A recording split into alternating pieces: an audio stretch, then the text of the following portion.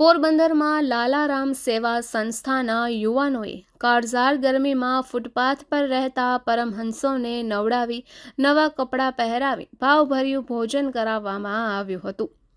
હાલ ઉનાળાની આકરી ગરમીમાં તાપમાન જ્યારે 40 ડિગ્રીને પાર કરી જાય છે, ત્યારે પોરબંદર શહેરમાં લાલારામ સેવા દ્વારા અનોખો સેવા યજ્ઞ યોજાયો હતો।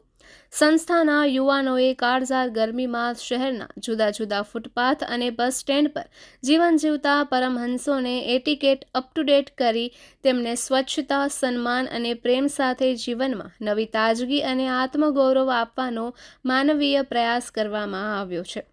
આ માત્ર સેવા ન હતી, પરંતુ માનવતા પ્રત્યેની શ્રદ્ધાનો ઉત્સવ બની રહી।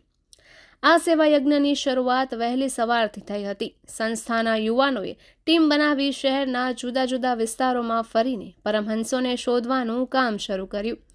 છાયા ચોકી, કમલાબાગ, રોકડિયા હનુમાન મંદિર, લીમડા ચોક, નરસણ ટેકરી, જૂના ફુવારા, વીરભનોની ખાંભી, પેરાડાઇઝ ફુવારા, MG road, railway station road, રૂપારી બાગ, એસટી બસ સ્ટેન્ડ સામે અને બોખીરા બસ સ્ટેન્ડ જેવા 12થી વધુ સ્થળોએ જઈને એક એક પરમહંસ સાથે પ્રેમપૂર્વક વાતચીત કરી પ્રેમ અને લાગણીથી સમજાવીને સેવા સ્થળે આવવા માટે તૈયાર કરવામાં આવ્યા।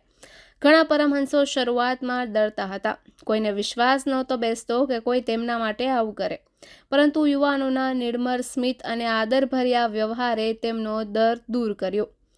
પરમહંસોને એકત્ર કર્યા બાદ તેમને સન્માનપૂર્વક રિક્ષામાં બેસાડીને સેવા સ્થળે લાવવામાં આવ્યા।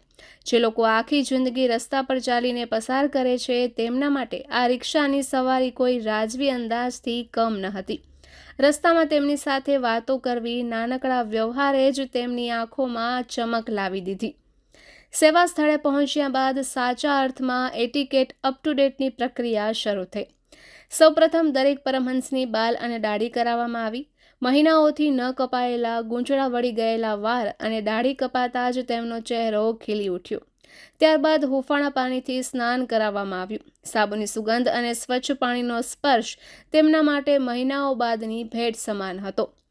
સ્નાન બાદ તમામ પરમહંસોને નવા સ્વચ્છ કપડાં અને પગમાં નવી ચપ્પલ પહેરાવવામાં આવી। ફાટેલા મેલા કપડાની જગ્યાએ જ્યારે નવા કપડાં અને ચપ્પલ પહેર્યા, ત્યારે તેમની ચાલમાં જ એક આત્મવિશ્વાસ આવી ગયો। કલાકો પહેલા ફૂટપાથ પર રહેતા પરમહંસો હવે આત્મગૌરવ સાથે ઊભેલા માનવી લાગતા હતા। તમામ પરમહંસોને એક સાથે બેસાડીને પ્રેમપૂર્વક ભોજન પીરસવામાં આવ્યું। ભોજનમાં ગરમાગરમ પરોઠા, સેવ ટમેટાનું શાક, સલાડ, ઠંડી છાશ પીવડાવવામાં આવી હતી। ભોજન બાદ પરમહંસોના ચહેરા પર દેખાતો સંતોષ, આંખોમાં ઝળહળતો આનંદ અને હોઠ પરનું રમતું નિર્દોષ સ્મિત આજ લાલારામ સેવા માટે સૌથી મોટી શુભેચ્છા હતી। ભોજન બાદ દરેક પરમહંસ પાસેથી શુભકામનાઓ અને આશીર્વાદ મેળવવામાં આવ્યા। તેમના આશીર્વાદમાં જે શક્તિ હતી, એ શબ્દોમાં વર્ણવી ન શકાય।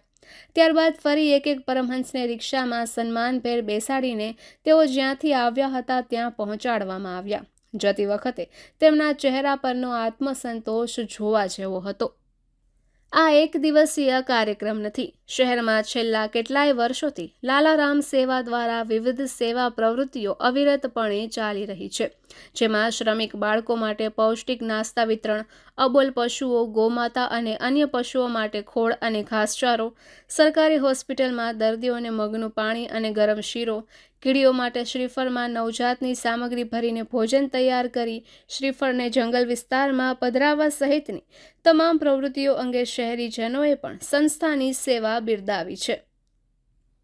નિપુલ પોપટ, પોરબંદર ટાઈમ્સ।